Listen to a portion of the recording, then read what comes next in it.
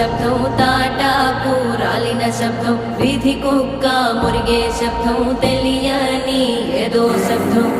ఆమడంత దూరంలో పురిటి తల్లి మూల్గు శబ్దం, పలుకుతాడు తెంచుకున్న దూరంకే శబ్దం.